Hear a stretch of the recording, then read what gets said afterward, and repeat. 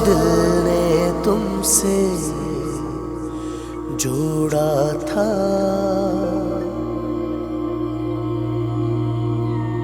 वो मान तुम्ही ने तोड़ दिया।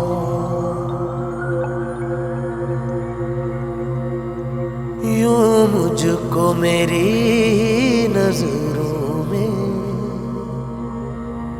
क्यों रुसवा करके छोड़ दिया। वो जुर्म किया ना जो मैंने, क्यों उसकी सजा ये पाई है। अब मरना भी आसान नहीं और जीने में रुसवाई है।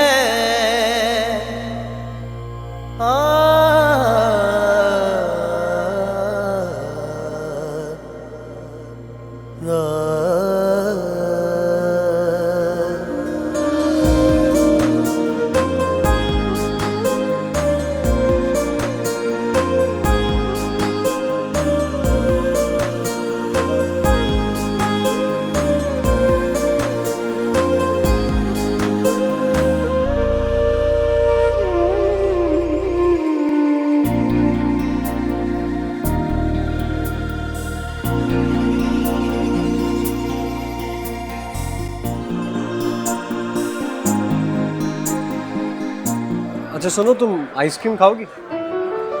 नहीं। इल्मा, सच कहूँ तो मैं कभी कभी बहुत शर्मिंदा होता हूँ। किस लिए? देखो ना, नई नई शादी हुई है हमारी।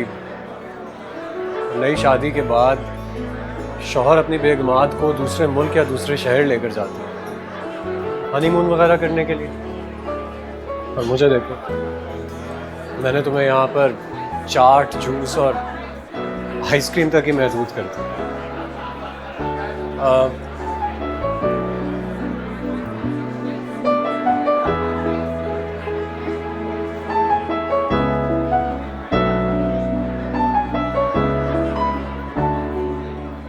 आपको पता है, मुझे सब कुछ पसंद भी नहीं। बाबा ने हम बहनों को कभी घर से निकलने की इजाज़त ही नहीं दी और हमने ज़िद भी नहीं की।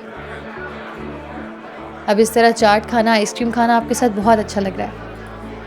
और इन सब चीज़ों से सबसे ज़्यादा अच्छा जो मुझे लगता है वो आपका साथ है। इसके आगे तो सारी चीज़ें फीकी हैं।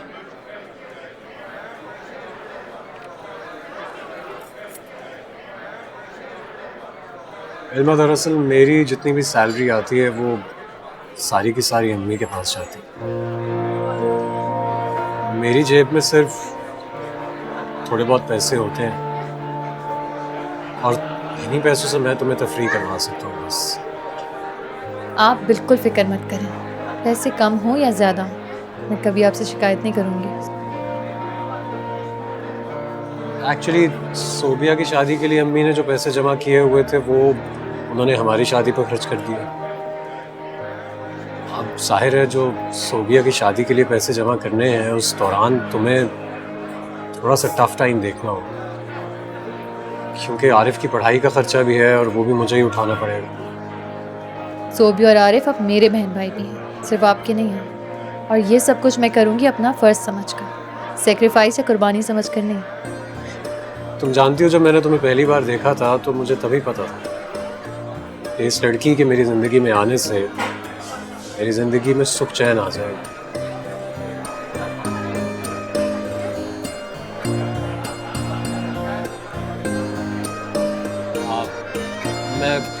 मैं ज़रा ऑर्डर ले आता हूँ।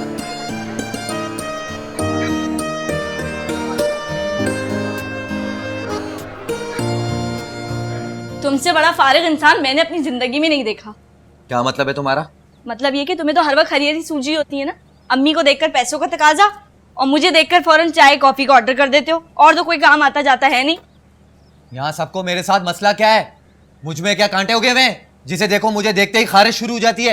एक कप चाय क्या बना दी, बातें तो यूं सुना रही हो जैसे पहाड़ खोद कर आई हो। पहाड़ ही टूट पड़ा है मुझ पे। सुबह नाश्ता बनाओ, रात में खाना। पागल हो गई हूँ मैं किचन में। अरे हो क्या गया है? क्या गुल मचाया हुआ तुम दोनों ने बच्चों की तरह?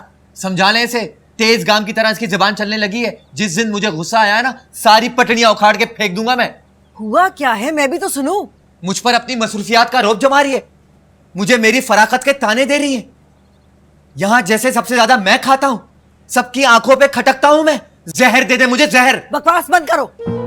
और तुम लड़की तस्वीर क्यों बहा रही हो?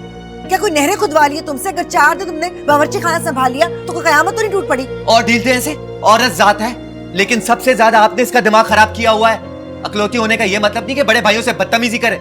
कल कला को इसी की देखा देखी में आने वाली हम सब से बदतमीजी करेगी। तुम तो चुप ही करो, मुझे पता है तुम कितने बड़े और कितने बुरे हो।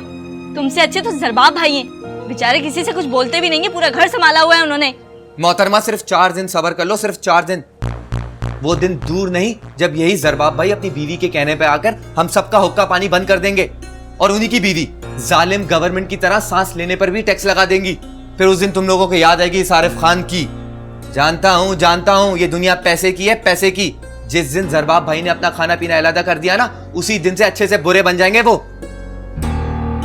देखा अम्मी आपने, देखा कितनी बदतमीजी कर रहा था वो। हाँ देखा मैंने, देख रही हूँ सबके तेवर में, करती हूँ इलाज में सबका।